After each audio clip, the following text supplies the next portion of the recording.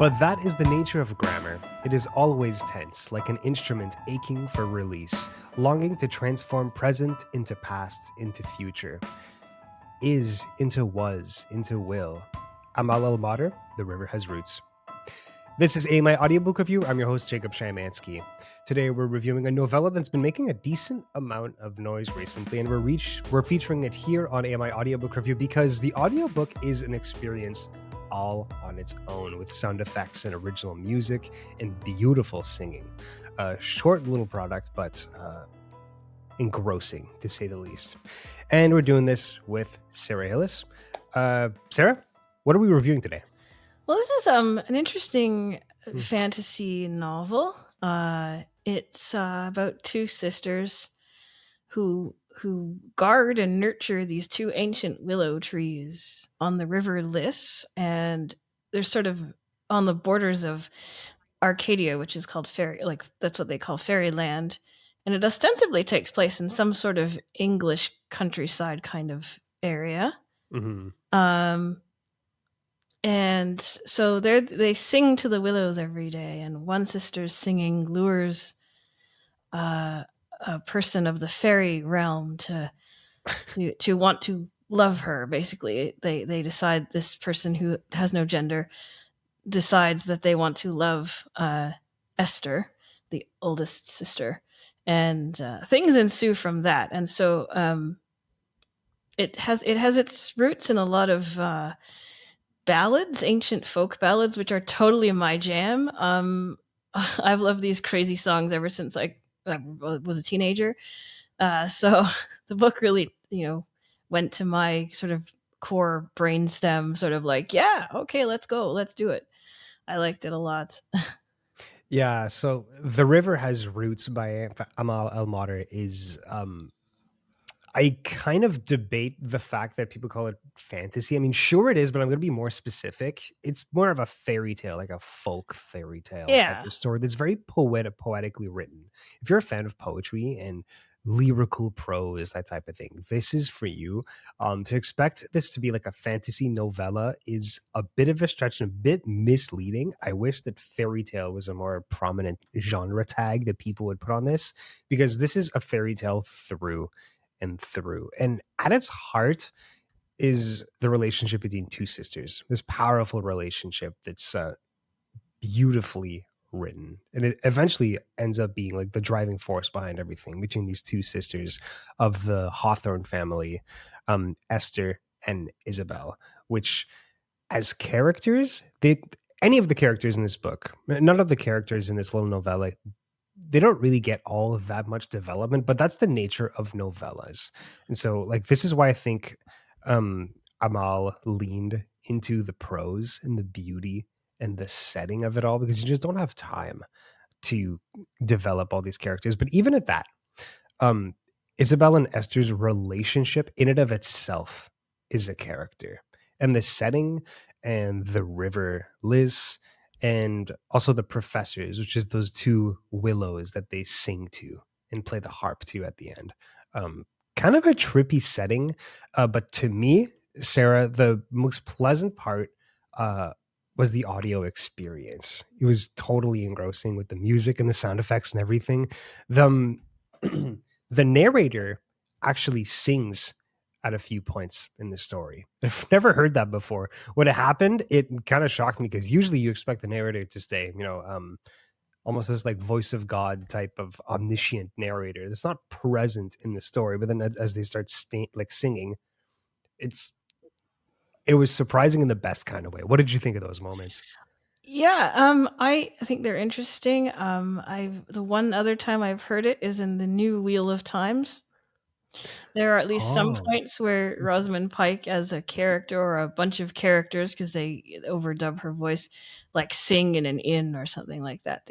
So someone creates a tune for a given song that Jordan writes in text, and then they sing it. Or she sings it. So I guess it's Macmillan. I think it's Macmillan Audio that did this and did Wheel of Time. So it's probably similar sound designers or something like this. But what I love about this audiobook is it takes the the novel, which is a print novel. You can read it in print, and it adds dimension to it, right? The audio actually subtly changes your experience of the novel. It's not just someone reading the print to you. It's sound design. You've got nature sounds. You've got music. Um, Amal's sister plays the harp, and Yes. I think Amal plays the flute on there. I think it's how it works. I can't remember how that works, It happens, like, once, yeah. I think when you only hear the flute once. but it's really nice. And then Jem Carmela, the narrator, uh, uses a sort of West Country kind of accent for her narration, which is interesting to me to pick that Yes. one. The Um, narration was so strange because the accent was unplaceable. I'd never heard an accent like that. Like, it was clearly some sort of British accent, but I've never yeah, heard anything like that. it's basically a West Country, Somerset-ish kind of thing going on there. So yeah, it was an interesting choice. Interesting Sure. how? What do you mean I interesting? I I mean, of all the accents she could have used, because she had other accents for other people, Mm. like a more, standard RP London kind of accent for the Arcadian character, the fairy Mm. character, and other things like that. So that, like, it's interesting that the accents that were chosen, and I don't know how that happened, but, yeah, I didn't know what I would expect. I happened to catch a review of it, and it was like, this book is based on murder ballads from the 14th century, and I went, oh yeah, let's go, because I was like, and I knew the ballads they're referring to for the most part. And so I was like, well, what's it going to be? Is it just going to be and it is basically a retelling of a ballad called The Two Sisters, um, with some Oh. changes made. It's basically that. It's basically a retelling of that. So when you say fairy tale or folk tale, you're exactly right on. That's what it is. Um, we have some changes because in the Two Sisters ballad, the youngest sister gets pushed in the river because the eldest sister's jealous of her because someone loves her and not the eldest sister. Okay, In I this see the case, difference. we have a difference where the sisters don't they're not jealous of each other at all, really. There's a third party that does the deed, who just seems like a horrible person, really, uh, whom you'll come to know if you read the book. But he loves he loves the eldest sister Esther, who goes, and she's the one that goes through the whole alchemical transformation that occurs in the ballad and in the story. And the miller the miller is there. There's a miller in the ballad, and the miller is a person that the sisters meet like earlier in their lives. She's a witch, and she took one of their chickens because they gave it to her because they got lost in fairyland and had to come out again. So she tried to develop a story around it, and I think largely succeeded. Um, and the sound design, as I was saying before, I should get back to that. At one point, the fairy is quite angry, and they're quite an elemental creature, and so they put some effects on the narrator, the dialogue of the fairy when they're being like a wind and a storm and a horrible, and they're saying, what, where is she, what's going on, and it's very very atmospheric. Yeah, that was really cool when the Fae got really angry. You hear there was like a sort of sound effect on the voice, like mixed in with some cool like wind hailing gale sounds, and it sounded like it was like the voice of the narrator was like traveling through the wind. It was really quite trippy. It was super cool. Yeah, yeah, Um, if it feels like we're being light on the plot, it's because I don't think either of us want to spoil it.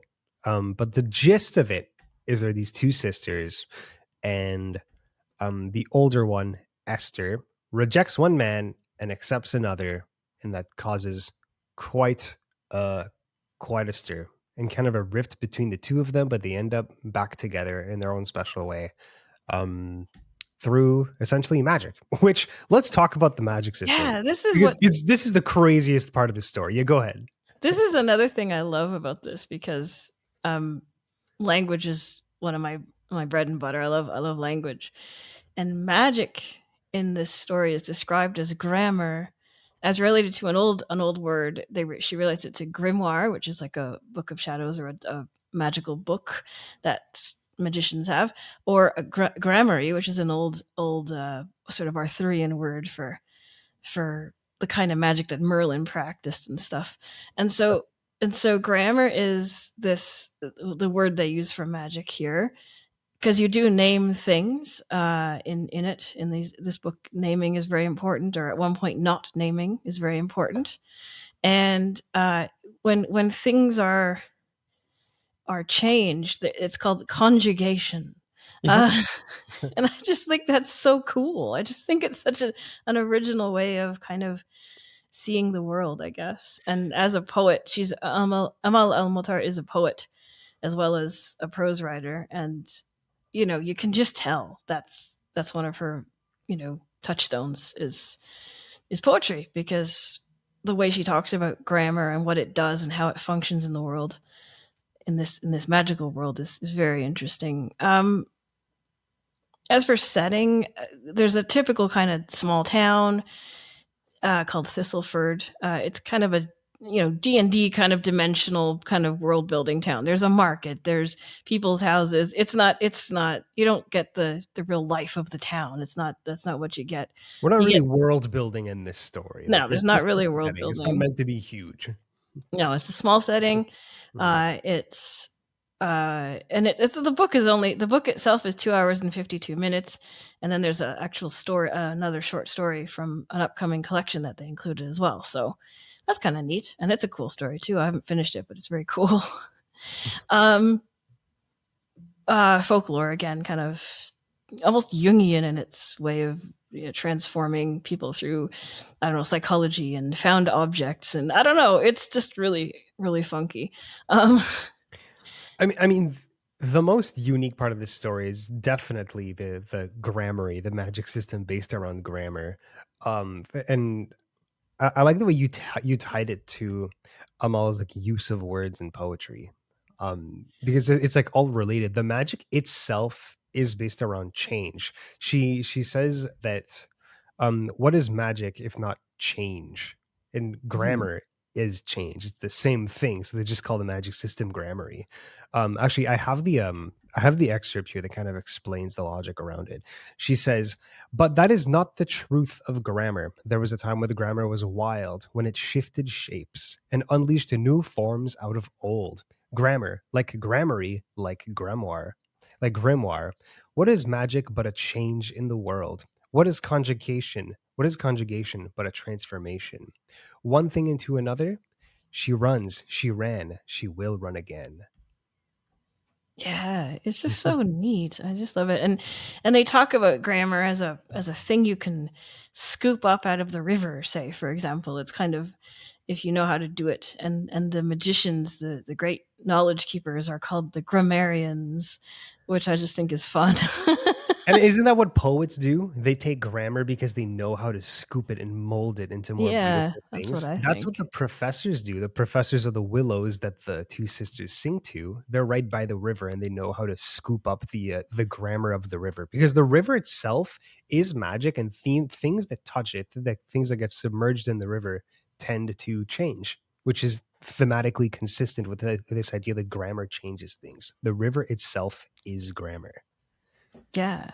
Yeah. And so looking at the ballads that we're looking at, the two main, well, there's murder ballads, because let's see, Esther liked the murder ballads and Isabel liked the riddle songs, and there are Yes. these two folk song genres. And the riddle songs are something like, I gave my love a cherry without a stone, and then you answer what the cherry was without a stone, when I gave my love, that kind of those Mhm. kind of riddle songs, like if in Scarborough Fair, tell him to find me an acre of land between the salt water and the sea sand. Like, how do you do that, right? Like those kind of things. The two main ballads we have sort of referenced here are the Two Sisters, which is a murder ballad, and usually either involves punishment of the evildoers or some sort of revenge,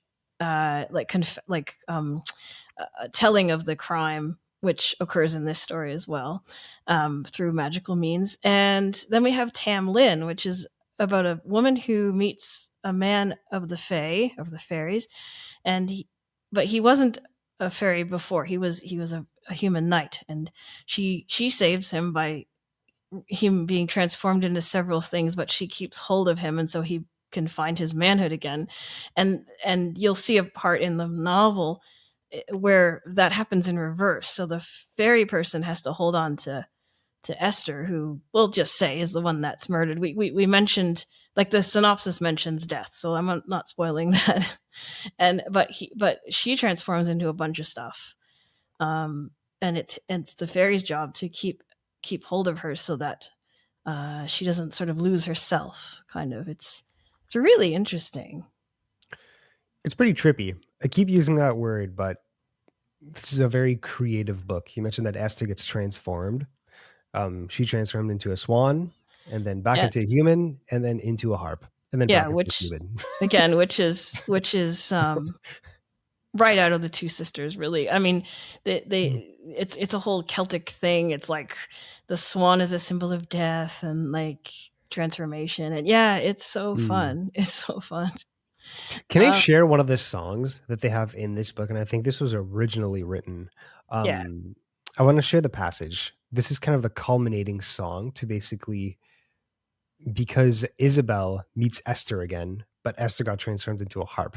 And the only way to figure out if this is really Esther or just some old harp is to have them together sing this like secret song that they invented years ago for this exact type of situation.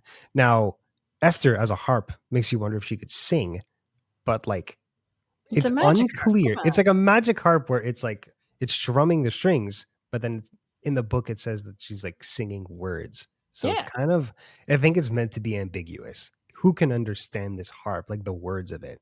Anyways, this is how it goes. Oh, what is longer than the wait? And Esther replied, the time from you I've spent away.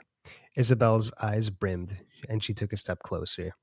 Oh, what is deeper than the sea? And Esther answered from her hollowed harp, the depth of my true love for thee. And for the last verse, Isabel reached out a hand to touch the harp, as her tears spilled and their voices wove together. Oh, what is stronger than a death? Two sisters singing with one breath. And yeah, again, it's kind of like that riddle song that you were yeah, talking about yeah, earlier. All of these questions and answers, right? yeah, yeah. No, it's a very, very neat book. And again, the audio Mm. just adds a dimension, which I think audiobooks are starting to go more toward and start to embrace, which I think is really cool because it's great to listen to a story read well by a really good narrator, but it's also neat to make audio itself a medium through which to tell the tale. It's like an audio version of a graphic novel, like, sort of like they use the audio medium to tell the tale in a way that the print can't do it. And it's done tastefully in this case. And I think this is something that's taken a while for audiobook producers to figure out like what people want, because we have had these maximalist productions like from Mhm. Graphic Audio Yeah, and their productions of Brandon Sanderson's the Stormlight Archive series.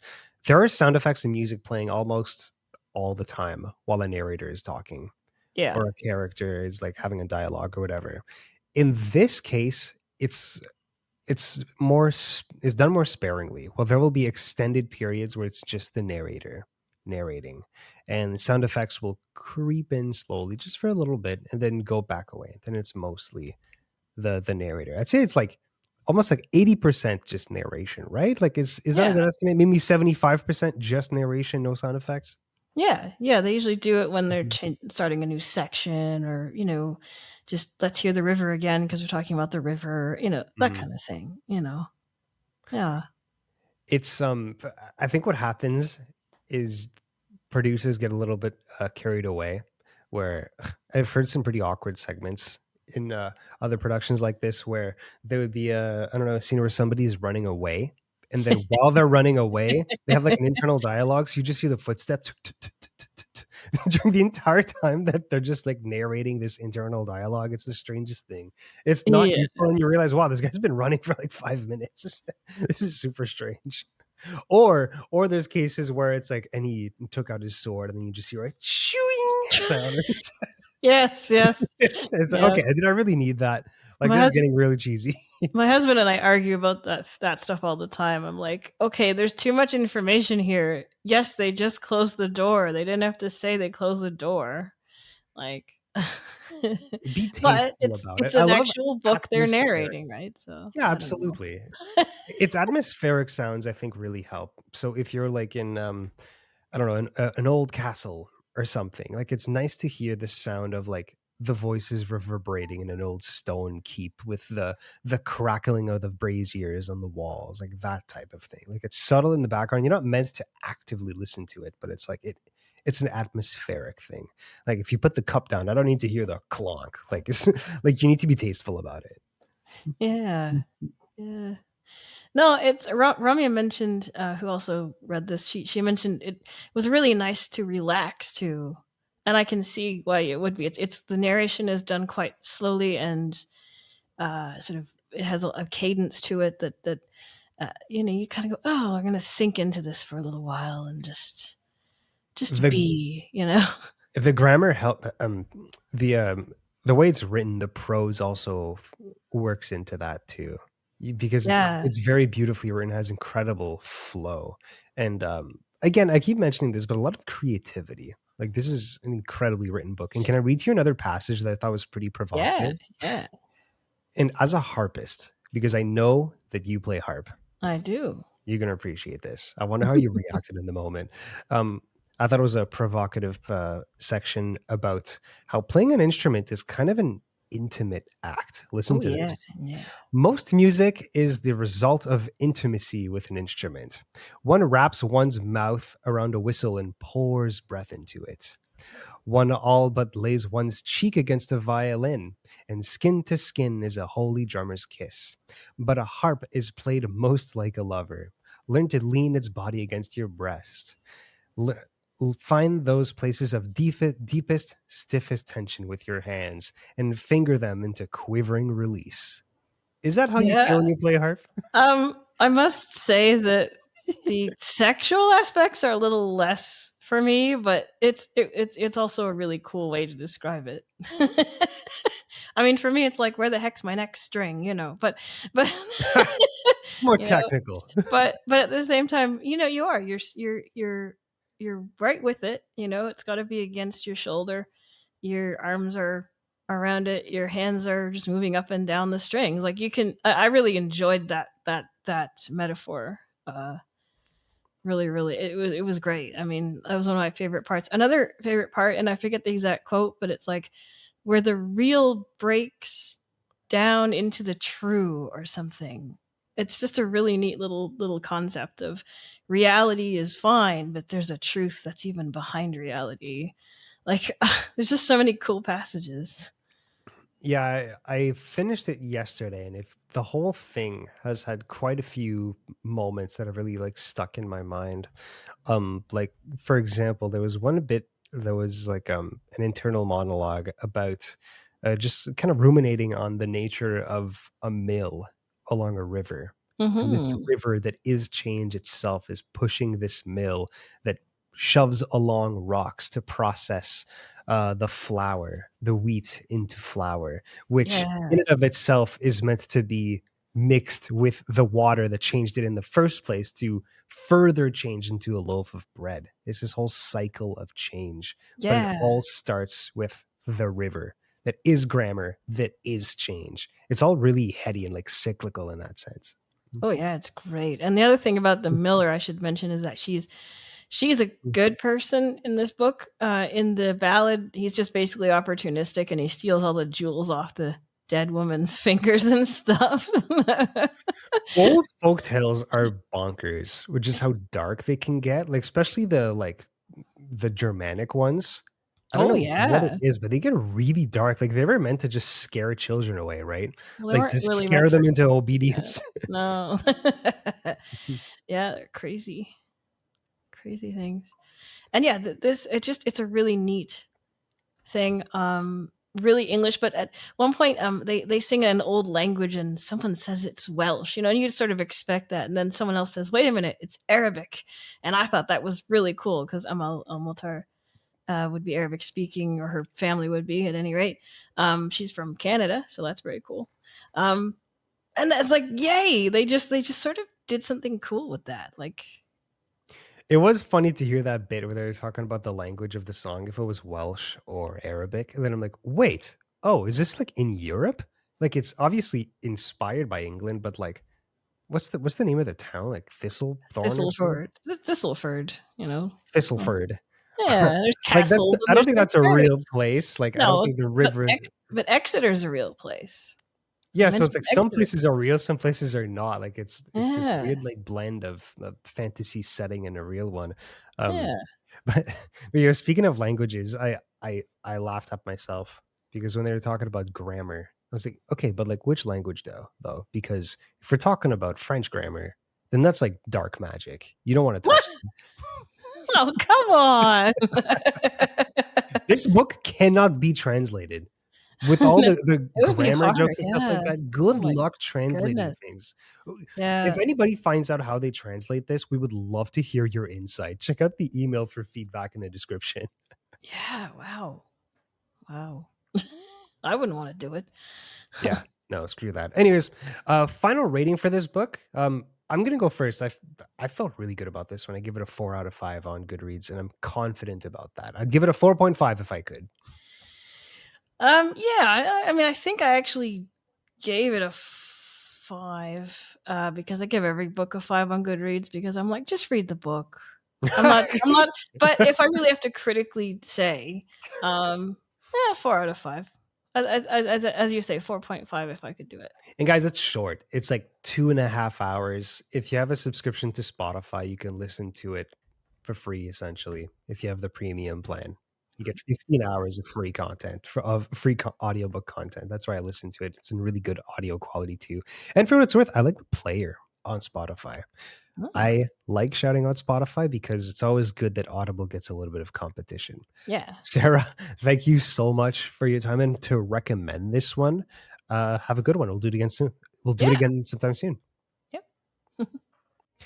Awesome. That was Sarah Hillis, and we were reviewing The River Has Roots by Amal El-Mohtar. That's all the time we have for today's edition of AMI Audiobook Review. AMI Audiobook Review airs weekends at 1 p.m. Eastern on AMI Audio and repeats every 6 hours. But we also make ourselves easy to find. We're available on all your favorite podcast platforms, and that includes our YouTube channel. Just look up AMI Audiobook Review. Email us your feedback at audiobookraview@ami.ca. That's audiobookraview@ami.ca. And you can follow us on Instagram at AMI Audiobook Review for the latest updates on the show. I'm Jacob Shymanski. Thanks for listening.